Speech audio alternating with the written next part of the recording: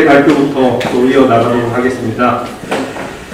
자, 이 주제 발표 제목입니다. 근거 이론을 적용한 청소년의 디지털 시민 참여에 관한 연구라는 제목으로 서울대학교에서 강사로 활동하고 계신 이수정 박사님께서 발표를 진행해 주시겠습니다. 자, 큰 박수로 맞이하겠습니다. 네, 안녕하세요. 네, 이수정입니다. 오늘 이렇게 두 학회가 함께 개최하는 행사에 제가 발표를 하게 될 수 있어서 너무 영광이고요. 네, 열심히 발표를 준비하려고 했는데 제가 슬라이드도 너무 많고 이 지면에 할애하는 것도 너무 많아서 모두 죄송하다는 말씀을 드리고 시작하겠습니다. 제가 또 하나 더 양해를 부탁드릴 게 지금 제가 오른쪽 인대가 살짝 늘어나 있어가지고 죄송하지만 앉아서 발표를 하도록 하겠습니다.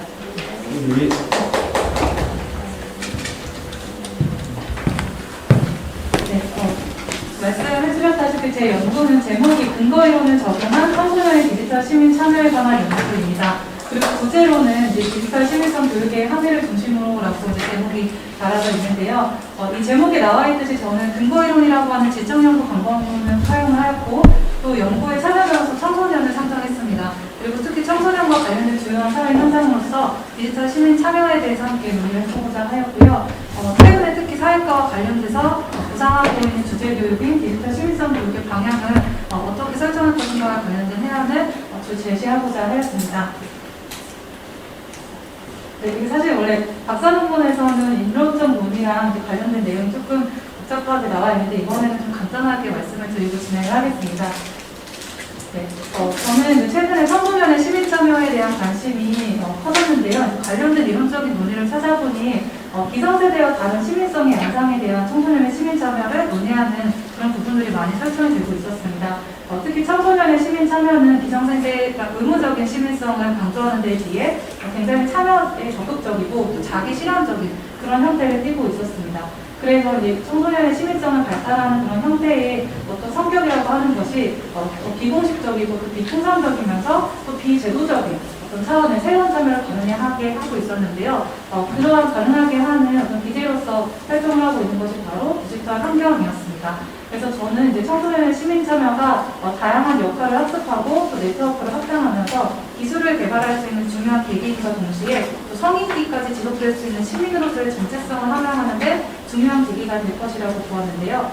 그 중에서 특히 디지털 환경은 앞서서 논의했다시피 서로적으로 다른 환경을 추진하고 다양한 기술로서의 활동을 가능하게 하는 그런 많은 다양성을 가지고 있어서 디지털 환경에 주목을 하게 된 것입니다. 그런데 이제 디지털 시민 참여와 관련된 논의들을 한번 살펴보면 사실 청소년과 디지털 환경을 가입고 지을 때는 미디어의 영향력이 굉장히 상당하다라고 하는 논의가 많이 진행이 되어 있고요. 또 디지털 시민 참여 청소년에 연결되는 사례 연구들이 소중하게 몇 개가 남아 있는데 이제 그런 논의들을 살펴보면 사실 일상 차원에서의 어떤 참여라기보다는 특별한 사례로서 이제 간주를 하고 있습니다. 예를 들어서 촛불 집회 때 청소년들이 인터넷을 활용해서 열심히 참여를 했다라고 하는 특정한 어떤 계기로서의 논의가 많이 전개가 되고 있고요. 또는 이제 교육에서 어떤 온라인 학습과 온라인 공간에 다양한 자료들을 업로드함으로써 그에 따라서 시민성이 발달했다라고 하는 논의가 전개가 되고 있었습니다. 또한 디지털 시민성이라고 하는 키워드가 부상하면서 이제 청소년을 연결짓는 연구들이 많습니다만 청소년의 경험 자체에 대해서 주목을 하기보다는 척도화 연구가 굉장히 많이 진행이 된 편이고 청소년의 목소리는 그 상황에서 좀 주변화되고 사소하게 처리가 되는 경향이 있었습니다. 그렇지만 이제 드물지만 그와 관련된 미미한 연구들을 좀 살펴보면 여전히 청소년의 주체로서 그리고 일상적인 디지털 시민 참여로서 논의하는 것이 굉장히 요청이 되는 바이고 이것을 단발성이 특수한 사례로 치부하지 않고 경험과 과정으로 또 시민성과 정체성의 발달로 논의할 수 있다는 그런 필요성이 제기되고 있는 것을 확인했습니다. 그래서 본 연구에서는 기존의 연구들의 관점에서 더 나아가서 보다 종합적인 차원에서 청소년의 일상적인 디지털 시민 참여를 확인하고자 하였습니다. 그래서 이제 시민 발달의 주체로서의 청소년과 시민 발달의 장으로서의 디지털 환경 사이에서 나타나는 디지털 시민 참여를 살펴보고자 하였고 그에 따라서 디지털 시민성 그리고 디지털 시민으로서의 전체성이 어떻게 발달하는지에 대해서 확인하고자 하였습니다. 그래서 이러한 문제의식과 관련해서는 다음과 같은 연구 질문을 설정하고 이제 연구를 진행하게 되었습니다. 이론적 구조적인 논의를 좀 간략하게 말씀드리겠습니다. 이제 시민성 논의에서 청소년을 이야기할 때 이제 시민성이 육성되어야 되는 대상으로서의 청소년을 이야기하지만 발달 심리학 분야에서는 이미 이제 시민참여 경험을 따라서 시민으로서의 청소년, 그러니까 이미 시민으로서 인정을 할 만한 그런 존재로서 논의가 진행이 되고 있습니다. 관련해서 아까 말씀드렸다시피 최근에 시민성에 대한 논의는 이제 어떤 영역이나 혹은 지역이나 뭐 세계 차원에서 이렇게 시민성을 수식하는 그런 부분뿐만 아니라 세대를 중심으로 이야기가 되고 있습니다. 그래서 최근에 젊은 세대들은 자기실현적이고 관여적인 시민성이고 디지털 시민성의 주체로서는 지금의 젊은 세대들이 대표적이다라고 하는 논의가 추적이 되어 있습니다. 그래서 저는 시민 발달의 주체로서 청소년에 주목을 하고자 하였으며 시민 발달과 관련돼서 주요한 장애도 디지털 환경을 함께 살펴보고자 하였습니다. 시민 참여와 관련된 논의는 굉장히 다양한데요. 그 중에서도 청소년의 시민 참여의 성격을 규정할 때에는 다소 항의적이고 비통상적인 성격을 띈다. 그리고 단발성 체험보다는 일종의 학습 효과로서 영향력 있는 어떤 경험으로서 자리 잡는다라고 하는 보고가 있습니다. 그 중에서도 이제 디지털 환경의 시민 참여는 디지털 환경에서 뭐 정보를 획득하고 목소리를 내고 조치를 취하는 등의 내용들이 포괄이 되어 있는데요. 최근의 논의에서는 디지털 시민 참여 이런 식으로 뭐뭐하기 이렇게 나열을 할 것이 아니라 종합적인 하나의 프로젝트로서 직접적인 경험과 과정을 한번 살펴보자라고 하는 논의가 전개가 되고 있습니다. 그래서 저 역시 이제 종합적인 차원에서 시민 발달 계기로 디지털 시민 참여를 연구하고자 하였습니다. 이 디지털 시민 참여와 관련돼서 함께 파생될 수 있는, 발달될 수 있는 결과물로서는 시민 정체성과 또 디지털 시민성이 함께 논의될 수 있습니다. 시민 정체성은 시민으로서 자기 스스로를 어떻게 위치시키는지 실천적인 자기 인식에 해당하고요. 이 시민성은 그것이 구체화된 형태로서의 자질과 역량을 이야기합니다. 그래서 저 역시 연구 참여자들인 청소년들이 디지털 시민 참여 과정을 겪음으로써 어떻게 자기를 인식하고 또 어떻게 스스로가 자질과 역량을 함양하는지에 대해서 확인하고자 하였습니다. 관련된 사례 연구는 사용하겠습니다. 연구 방법은 앞서 말씀드린 것처럼 근거 이론을 활용을 했는데요. 저는 일단 디지털 시민 참여 경험을 가진 중학교 3학년에서 고등학교 2학년 학생들 49명을 선정을 하였고요. 대체로 이제 제가 간이 인터뷰로 전화로 확인을 하면서 디지털 시민 참여와 관련된 경험의 맥락이 있는지를 일단 먼저 살펴본 다음에 최종적인 연구 참여자로 선정을 했습니다. 근거 이론의 특성상 이론화를 해야 되기 때문에 최대한 많은 학생들을 많이 포섭을 하려고 노력을 했고요. 그 중에서도 이제 성별이나 지역의 다양성을 고려하고자 했습니다. 여기 지면에 나온 부분을 보시면 닉네임이 있는데요. 이제 디지털 시민 참여에 대해서 논의를 하다 보니까 이제 스스로가 자기 디지털 환경에 있는 사람으로서 일단 위치시켜놓고 그래야만 이제 저와 대화가 좀 더 활성화가 될 수 있을 것 같아서 닉네임을 일단 설정을 해서 닉네임으로 이제 대화를 하고자 했습니다. 이 닉네임들은 이제 연구 참여자들이 스스로가 자신의 디지털 시민 참여를 어떻게 인식하는지에 따라서 이제 상징적으로 만들어낸 닉네임이고요. 뭐 예를 들어서 스토리 공유기면 계속 인스타그램에서 이제 스토리를 공유하는 공유 기계처럼 자기가 활동한다라고 해서 스토리 공유가 되었고, 마라톤이라고 하는 학생은 마라톤처럼 굉장히 미미하지만 계속해서 이제 참여를 하고 있다라고 하는 차원에서 마라톤이라고 하는 닉네임을 설정을 했습니다. 자료 수집은 전체적으로 일단 약 7개월간 3번의 터움을 통해서 1차, 2차, 3차 면담을 하였는데요. 1차는 이제 1대1로, 그리고 2차, 3차는 집단으로 면담을 하였습니다. 수집된 자료는 엠비보를 통해서 정리를 하였습니다. 연구의 심리성 및 윤리성을 위해서는 연구자 참여자 그리고 동료 검토를 진행했고, 이것이 10대의 고유한 경험인지를 확인하기 위해서 20대 2명과 30대 2명과 함께 교차 면담을 하고자 했습니다. 왼쪽에 보시는 것이 이제 연구 참여자들과 함께 했던 면담의 광고적화된 질문지이고요. 자료 수집의 이제 내용들은 이제 1차에서는 조금 기술적인 것, 2차에서는 틀을 짓는 것, 3차에서는 해석적인 질문들을 활용하고자 노력했습니다. 이것들은 이제 제가 줌으로 화상으로 인터뷰를 했기 때문에 이제 중간중간 뭔가 메모할 거리가 생기면 메모장으로 먼저 적어두었다가 이제 다시 엑셀 파일로 정리를 하면서 이제 관련된 내용들을 면담 메모들을 정리를 하였습니다. 1차에서 만약에 이렇게 인터뷰를 줌으로 이렇게 진행을 하면 학생들이 제가 요청을 하지 않는데도 자신이 이제 했던 활동들을 이렇게 PPT로 만들어 오는 경우도 있었고요. 2차에서는 이제 다양한 지역과 또 다양한 학년들이 있었기 때문에 이들의 이제 약간 개인적인 정보들을 좀 윤리적으로 보호하고자 닉네임으로 일단 들어오게 되었습니다. 그래서 이렇게 자기 닉네임과 관련된 이미지를 프로필 사진으로 해서 2차 면담이 진행되는 모습이고요. 네, 3차에서는 이제 연구 참여자들에게 제 연구 결과를 좀 검토하기 위해서 화면을 띄워놓고 이게 승인을 받는 그런 과정입니다.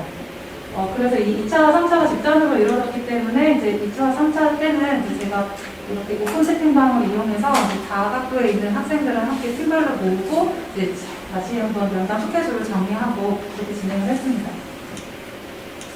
근거이론을 제가 활용을 했는데요. 이제 근거이론의 특징을 보시면 이제 근거이론은 이제 현상 이해 분석과 범주 관계성 분석 그리고 이론 통합 분석으로 분석의 단계가 세 단계로 나눠져 있습니다. 네, 근거이론을 주장하는 학자들은 다양한 스펙트럼을 가지고 있는데요. 그 중에서 스트라우스와 코빈의 경우에는 체계적인 이론화를 강조하고 있기 때문에 이 세 단계를 모두 할애할 것을 강조하고 있습니다. 그래서 저 역시 이 체계적으로 청소년의 디지털 시민 참여의 과정을 논의하고자 스트라우스와 코빈의 분석 방법을 따랐습니다. 그래서 대방 코딩에서는 이제 현상을 이해를 하기 위해서 경험의 범주들을 나열하고 유목화하는 과정을 거쳤고, 투코딩에서는 그렇게 나열한 최대의 범주들을 다시 위치시키는 그런 작업을 했습니다. 그리고 세 번째 선택 코딩에서는 1A에서 분석한 내용을 토대로 해석적인 의미를 도출하고자 했습니다.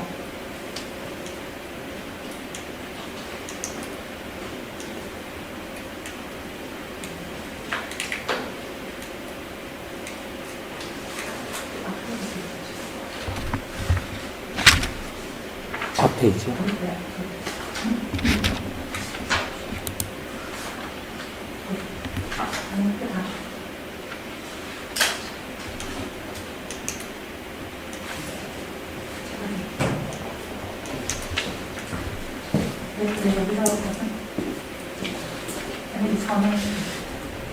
전 안 누르고 있어요. 제가 눌러드릴게요. 23쪽이시죠? 그 앞에 뭐가 가져주세요. 잠시만요. 목표가 있는데 큰 목표가 있는데. 네. 아, 잠시만요. 이게 컴퓨터가 천천히 되고 있어서.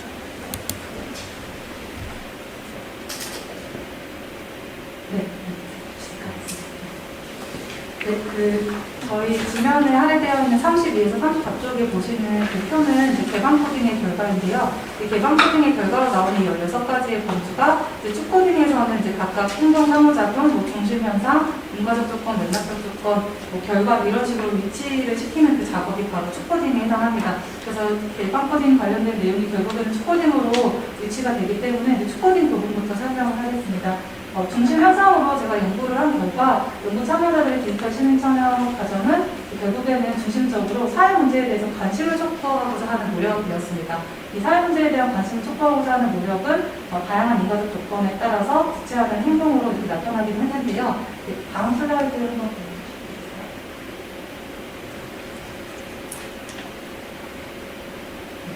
이 중심 현상이라고 하는 것은 이제 사회 문제에 대한 관심 촉구를 위해 노력함으로 나타났다는 것은 이제 연구 참여자들 디지털 시민 참여를 하면서 가장 중요한 가치로 두는 게 결국에는 사회 문제에 대한 관심을 촉구하는 것이었다는 것입니다.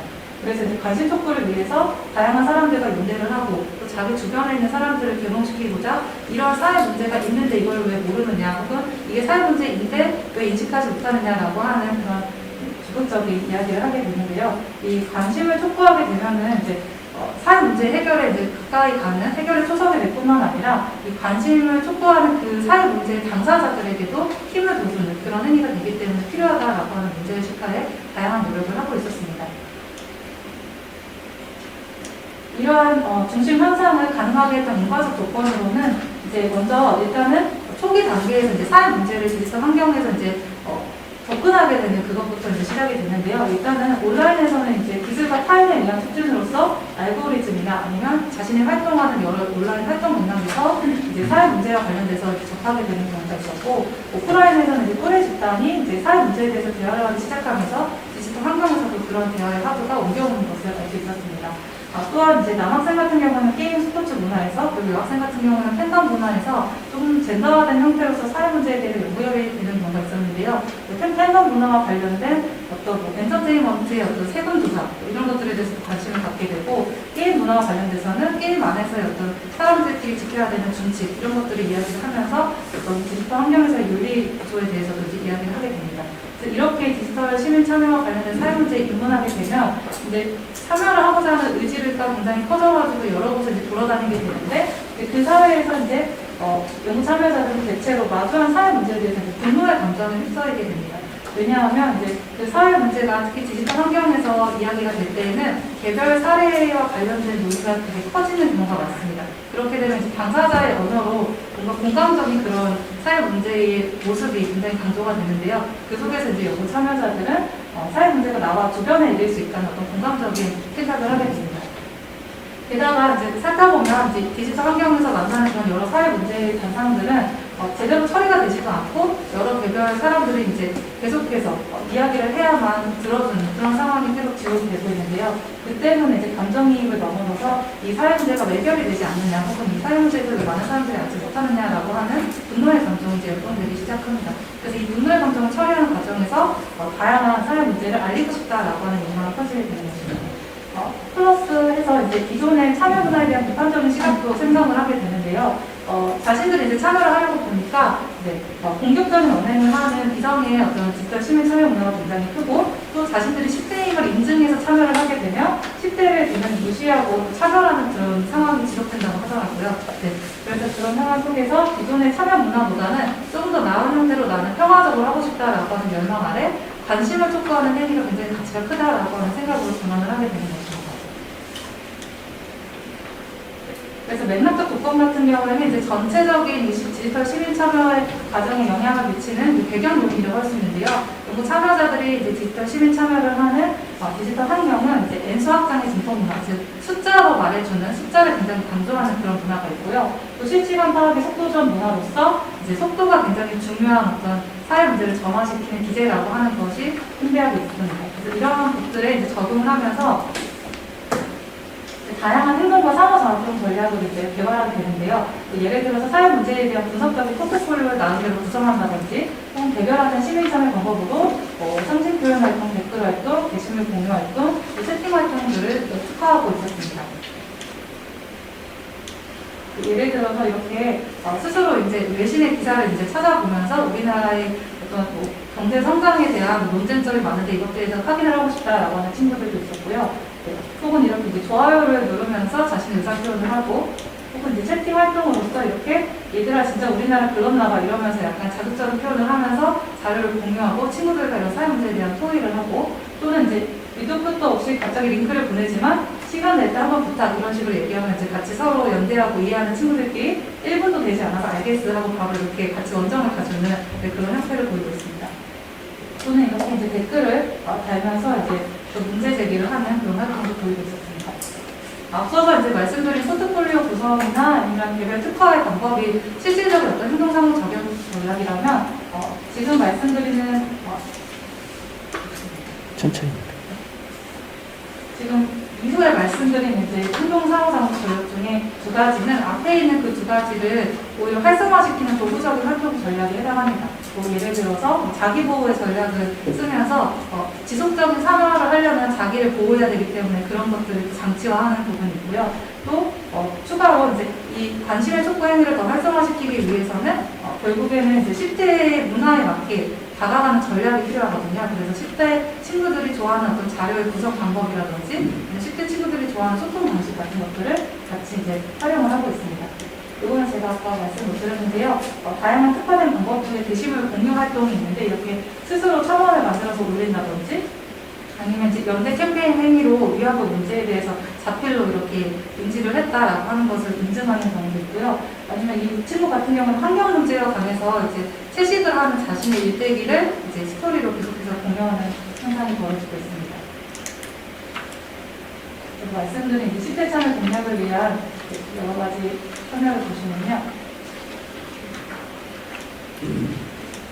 자신을 보호하기 위해서 이제 계정을 분리해서 이제 사용을 한다든지 적극적으로 뭔가 신고 기능을 사용해서 본인이 생각하기에 유해한 정보들을 기피하는 그런 경우가 있었고요. 참여의 부담을 줄여주는 자료를 제공해야 친구들이 움직이기 때문에 이제 링크를 굉장히 간소화하고 이미지를 많이 활용하는 그런 전략도 쓰여졌습니다.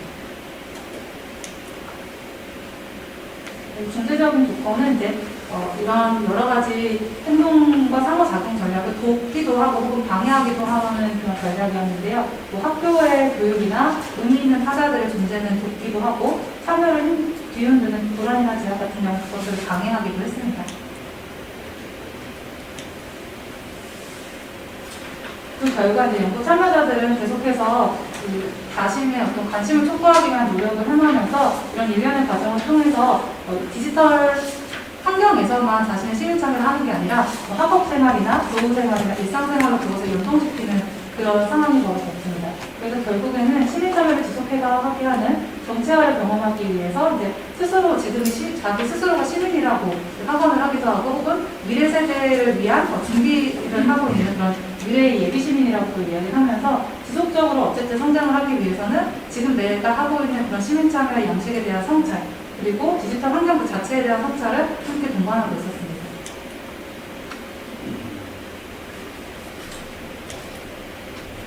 그래서 이 중에서 이제 저는 중심현상 행동상호작용과 결과 부분을 이제 스트러스 코딩은 다시 한번 가지고 와서 이 과정을 다시 네이밍을 하고 과정에 따른 단계를 분석하는 부분을 하고 있는데요.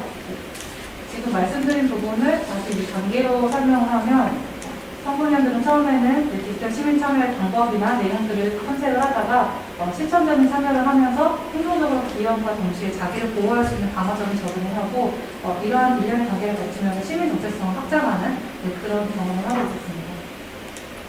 그래서 이것을 이제 이론적인 통합으로 분석을 하면 처음에는 스스로를 일단은 겉으로부터 이제 중재를 당하는 나 하나만 이제 더 하면 되겠지라고 하는 생각에서 이제 조금씩 지나가서는 나 하나 보태기에도 조금 더 지나가서 너 하나 보태기까지 가서 이제 다른 친구들도 같이 운동회처럼 함께 디지털 시민 참여를 하고 싶다라고 하는 것으로 이격이 될 수 있습니다. 그래서 저는 연구 참여자들의 이제 디지털 시민 참여를 한마디로 표현하면 이제 중재됨과 또 중재함을 동시에 추구하는 그래서 사회적 관심을 형성하고 촉진하는 그런 시민의 성장기라고 표현을 하였습니다.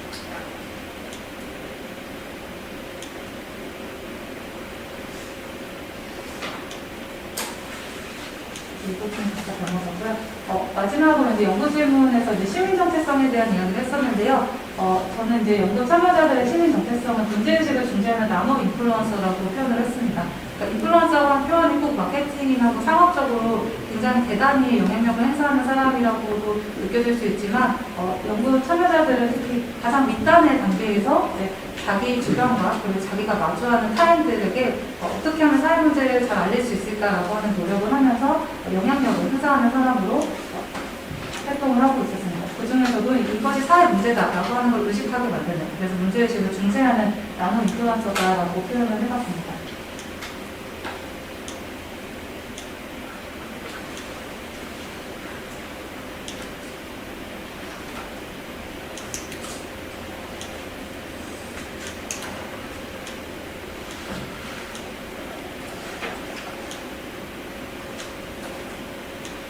다음으로 디지털 시민성에 대한 논의는 디지털 시민성의 성격은 이제 차이와 반복의 시민성이라고 이야기했는데요. 기존의 논의와 유사한 지점을 보이기는 하지만 추가로 고려되어야 하는 점은 이 디지털 시민성은 굉장히 구성적이다라고 하는 측면이 첫 번째입니다. 실험적인 시도와 탐색에 따라 디지털 환경 내 자기 공간에서 개별화되는 행동 방식이 발달하고 있었고요. 또한 하위 문화적인 성격을 띠고 있습니다. 디지털 시민 참여가 또래 집단의 문화와 연동돼서 행동 방식이 활용되고 있었고요. 그리고 또 지속적이다라고 할 수 있습니다. 디지털 환경의 배경 문화로 인해 지속적인 노출과 기회로 반복적인 양상을 보이고 있었습니다.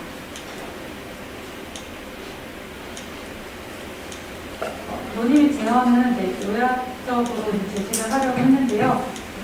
이것은 간단하게 말씀을 드리고 마무리하겠습니다.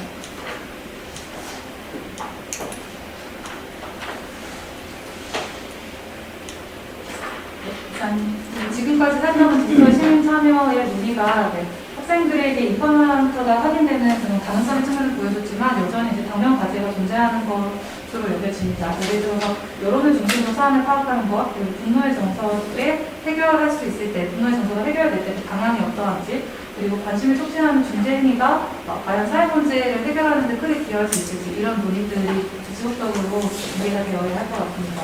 또한 이제 교육과 관련된 논의 속에서도 다양한 실천적인 반영이 될 수 있도록 노력을 해야 될 것입니다. 이 부분에서 저는 이제 사회과가 가장 대표적인 교과로서 이 관련된 내용을 다룰 수 있으리라 보는데요. 청소년에게 디지털 시민성은 소지된 역량이고 특화된 참여 유형에 대한 세분화된 접근 기법을 활용할 수 있으면서 통찰할 시민활동을 제안할 수 있는 국가로서 대표적으로 사회자가 역할을 다할 수 있을 것이라고 기대합니다. 여기까지 발표를 마치겠습니다.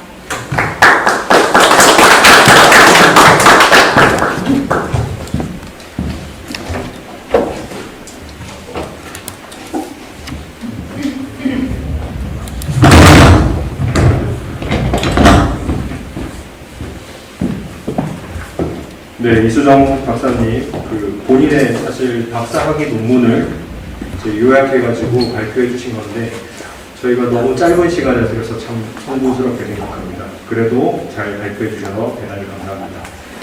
자, 이어서 토론을 해주시겠는데요. 우리 청주교육대학교 박선은 교수님께서 이 발표에 대해서 토론을 해주시겠습니다. 큰 박수로 맞이하겠습니다.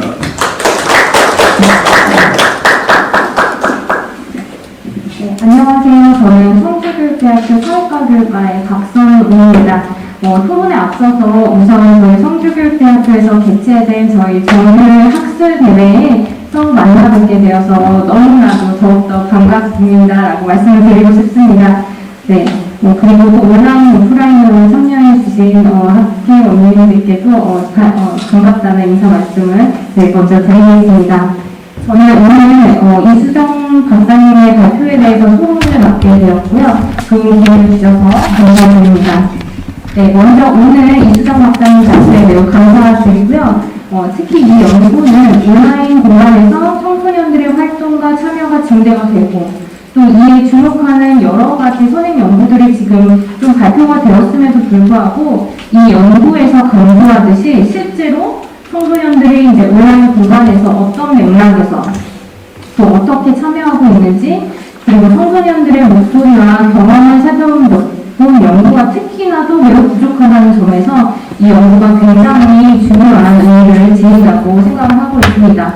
특히 이 연구에서는 이제 온라인 공간에서의 청소년 디지털 시민 참여의 경험 그리고 과정 또 결과에 대해서 연구 질문들을 설정했기 때문에 청소년 디지털 시민 참여를 매우 통합적으로 살펴보려고 하고 있습니다. 또 하나 이제 질적 연구 방법 측면에서 살펴본다면 이 연구는 사실 질적 연구에서 대규모의 연구라는 생각이 듭니다.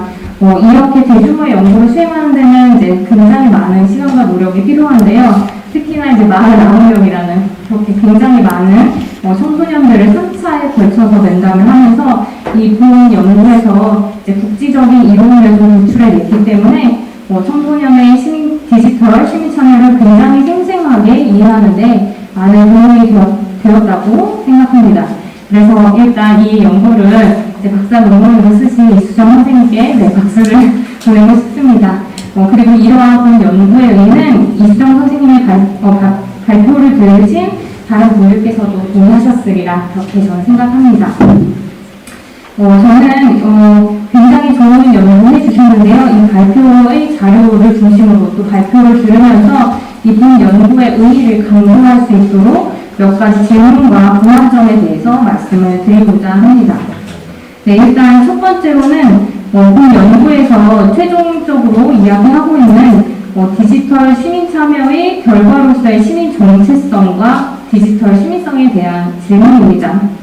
이 연구에서는 디지털 시민 참여의 결과로서 시민 정체성도 발달해 나가고 또 이제 그 디지털 시민성이 발달하고 변화해 나간다 이러한 전제를 좀 하고 있고요. 23쪽에 보시면 시민 정체성을 다음과 같이 정의하고 있습니다. 시민 정체성은 타인들과의 광범위한 집단 안에서 시민으로서 개인의 신념과 자신을 어떻게 위치시키며 발전해 나갈지에 대한 자기 인식 이렇게 좀 정의를 하고 있고 이제 여기 이러한 그 정의의 결과 나중에 이제 49쪽에서 문제 의식을 중시하는 나노 인플루언서이다라고 연구의 결과로서 좀 도출이 된 것 같습니다.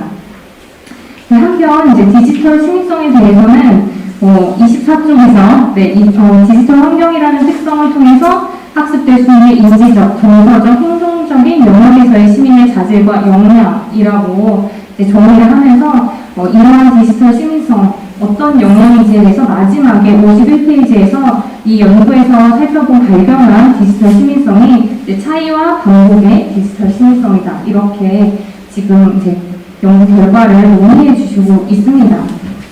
근데 제가 궁금한 점은 이제 본 연구에서 발견한 디지털 시민성이라는 것이 이제 정의에서 이야기하듯이 디지털 환경에서 학습되는 역량이라고 이야기한다면 이것이 구체적으로 어떤 역량을 의미하는 것인지 이게 조금 궁금했습니다. 네, 이러한 질문을 제가 또 드리게 된 이유는 시민 정체성으로 이야기한 그 문제의식을 중시하는 나노 인플루언서가 조금 더 디지털 환경이라는 특성에서 나타날 수 있는 역량이 아닌가라는 그런 생각이 들었기 때문입니다. 그 나노 인플루언서 같은 경우에는 디지털 환경에서 좀 영향력을 발휘하는 그런 역량, 또 그다음에 중재자의 역량 이런 것들을 좀 보여주기 때문에 일반적인 일반적인 그 시민 정체성의 논의라고 하기보다는 오히려 이제 디지털 시민성과 관련된 논의가 아닐까 그런 생각이 들었습니다. 그래서 이것이 혹시나 이제 바뀌어야 하는 것은 아닌지 또는 어떠한 관계에 있는지 이것이 좀 궁금했습니다. 또 한편으로 디지털 시민성에서 이제 이수정 박사님께서 논의하신 차이와 반복의 그런 내용을 디지털 상황에서뿐만 아니라 평소에 나타나는 그런 오프라인 상황에서도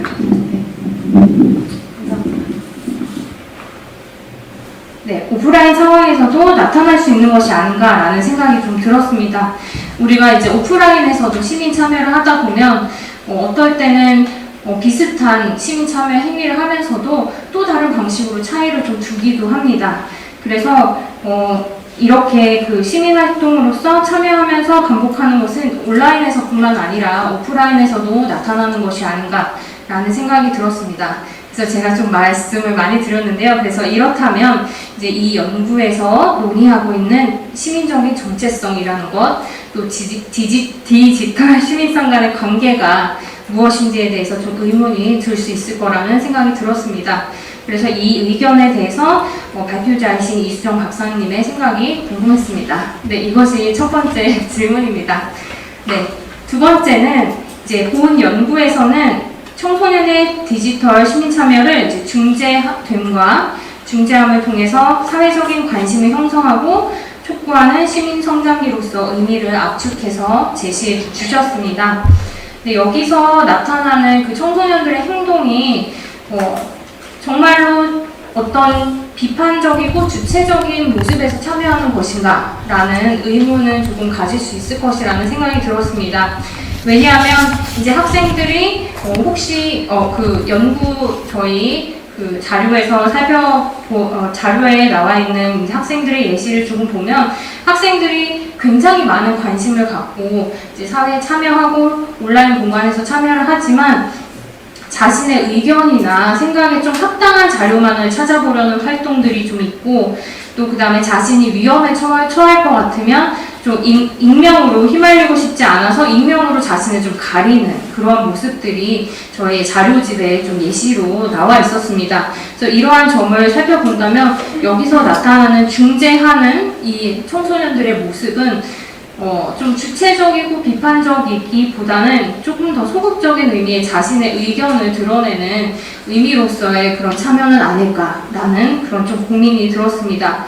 그래서 이러한 생각에 좀 동의를 하게 된다면 우리는 이제 그 청소년들의 그 시민 참여가 어떻게 조금 더 주체적이고 비판적일 수 있는지 또 그것을 위해서 사회과 교육에 어떠한 그 도움을 줄 수 있을지 기회를 제공할 수 있을지에 대한 고민을 해볼 수 있을 것 같습니다. 그래서 혹시 그 이수정 박사님의 면담 중에서 저희의 그 자료집에 나와 있는 사례가 아니라 조금 더 비판적이고 주체적인 그런 참여를 보였던 그런 면담의 사례는 없을지 그것이 궁금해서 두 번째로 질문을 드립니다. 그 다음에 세 번째로는 마지막으로 연구 방법에 대한 간단한 질문을 좀 드리고 싶습니다. 이 연구에서는 49명 굉장히 많은 학생들과 3차의 면담을 진행하셨습니다. 그리고 이 중에서도 2차와 3차의 면담은 이제 개별로 면담한 것이 아니라 소집단의 형태로서 면담을 진행을 하셨습니다. 근데 지금 이제 연구에서 보시면 아시다시피 이제 연구에 참여한 학생들이 굉장히 전국적으로 또 분포가 되어 있고요. 학교급도 다르고 학교도 아마도 다를 것이라는 생각이 좀 듭니다. 그래서 이렇게 그 학교가 다 다른 상황에서 서로 모르는 참여자들끼리 이제 하나의 온라인에서 라포가 형성되지 않은 상황에서 이제 좀 어려움이 있지 않을까, 면담에. 네, 그런 생각이 들었습니다. 그래서 이러한 그 디지털 시민 참여에 대한 연구를 온라인에서 좀 수행을 하셨는데, 이러한 집단 면담 과정에서 이제 면담을 좀 원활하게 하시기 위해서 연구자께서 이제 활용하신 그런 전략이나 팁, 이런 것들을 좀 저희에게 소개를 해주신다면 유사한 연구를 수행하고자 하는 연구자들한테 많은 도움이 될 것 같습니다. 그래서 그렇게 3가지 질문을 드리겠습니다. 질적 연구자로서 이제 제가 사실 이수정 박사님의 최종 박사학위 논문을 좀 열심히 읽어보았습니다. 그래서 그 논문을 읽으면서 굉장히 많이 배웠고요. 또 디지털 시민참여와 관련해서 이 논문은 청소년들의 인식과 행동, 경험을 심층적으로 학습할 수 있는 너무나도 좋은 논문이라고 생각이 들어서 발표를 해주셔서 매우 감사합니다. 그래서 이 논문이 계기가 돼서 더 많은 청소년 디지털 시민참여 연구가 좀 활성화되지 않을까 하는 생각이 들어서 즐겁게 논문을 읽었고, 마지막으로 한 가지 제안을 드리자면 좋은 논문을 더 많은 사람들이 읽을 수 있도록 분량을 조금 압축적으로 제시해 주시면 어떨까 하는 제안을 좀 드리겠습니다. 네, 저는 토론 이상으로 마치겠습니다. 네, 감사합니다. 네, 좋은 질문 감사합니다. 한 3가지 정도 큰 질문을 주셨는데 지금 발표자분께서 잘 정리를 하신 것 같아요. 따로 정리는 바로 하도록 하겠습니다. 우리 플로어 앉아 계신 선생님들께서 혹시 질의사항이 있으시면 손 들고 말씀을 좀 해주시기 바랍니다. 지금 유튜브 채팅창에도 질의사항이 계속 올라오고 있습니다.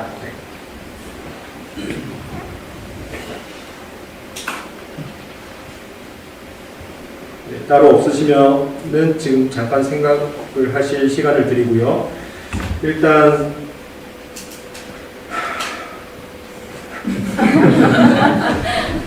네, 정문성 교수님께서 질문을 주셨는데 제가 정문성 교수님의 느낌으로 읽어보도록 하겠습니다. 일반 성인도 디지털 시민 참여를 많이 하고 있는데 청소년은 어떤 차별적 모습을 보이는가? 첫 번째 질문이셨습니다. 두 번째는 디지털 환경이 과거에 비하여 청소년의 시민 참여를 더 적극적으로 했다든지 다르게 변화시켰는지 등이 궁금했는데 이런 비교 설명이 없어서 궁금합니다. 더 나아가 패러다임 모형과 범주를 설명해 주셨는데 일반적인 시민 참여도 같은 패러다임인데 하위 범주나 요소들이 달라지는 건지 아니면 패러다임 자체도 다른지 등도 궁금합니다. 선행 연구가 없다면 이 박사님이 또 만들어 주세요. 라고 그렇습니다. 박하나 박사님의 의견 드리겠습니다. 연구 주제, 연구 방법, 결과 모든 측면에서 학문적 기여가 큰 연구라고 생각합니다. 질문이 많아지네요. 첫 번째, 개념 정의와 관련해서 시민 정체성, 시민성, 디지털 시민성, 디지털 시민 참여 등 차이를 선행 연구와 관련지어 더 자세히 설명해 주시면 감사하겠습니다. 두 번째, 연구 방법 관련해서 온라인 질적 연구라는 새로운 영역이 개척될 수 있을 것 같습니다. 기존 대면 연구 수행과의 차이를 느끼신 바가 있는지요? 세 번째, 사회과 정치 참여 수업에 어떤 시사점이 있을지 연구자 개인적 의견도 궁금합니다.